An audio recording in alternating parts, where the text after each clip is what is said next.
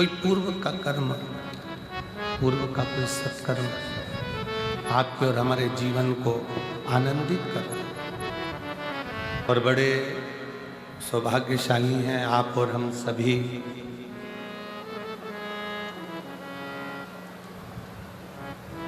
कि भगवान शिव की अविरल भक्ति को धारण करने के लिए आप और हम यहाँ पर विराजमान हैं।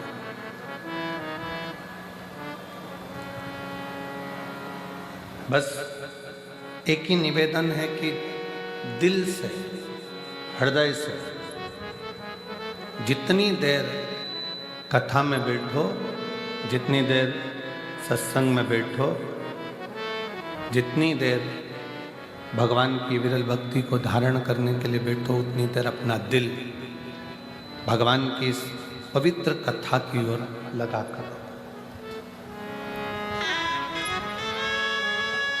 इंद्रियां थोड़ी चंचल है और इंद्रियों की चंचलता के कारण भगवान की भक्ति नहीं हो पाती।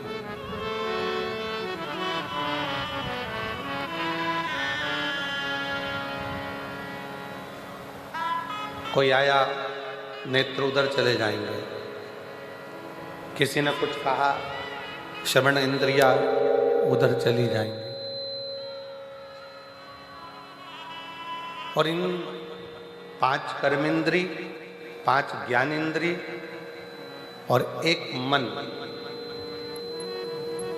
ये 11 इंद्रियों में सर्वप्रथम चंचल है ये मन रूपी इंद्र।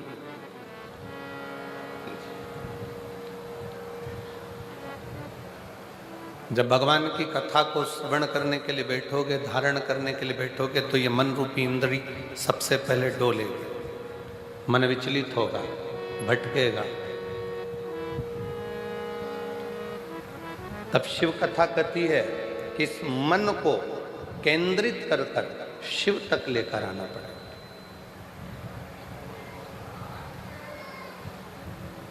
इस मन को केंद्रित कर कर भगवान शंकर तक लेकर आना पड़ेगा।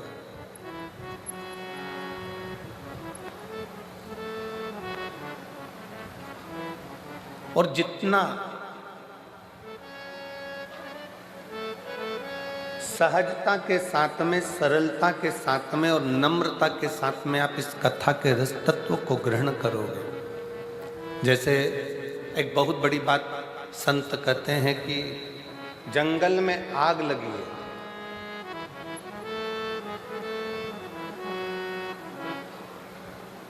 और जंगल में आग लगी है और बड़े बड़े वृक्ष जल रहे हैं, बड़े बड़े घास जल रही है, वृक्ष जल रहे हैं, पूरा जंगल धधक कर जल रहा है।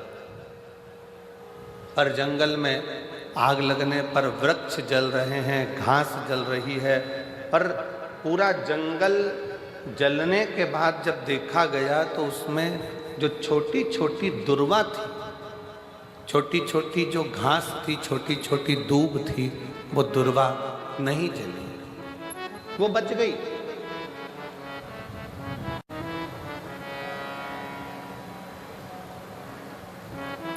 बड़े वृक्ष जल गए, बड़ी बड़ी घासें जल गई, पर छोटी छोटी दुर्वा, छोटी छोटी दूब वो बच गई,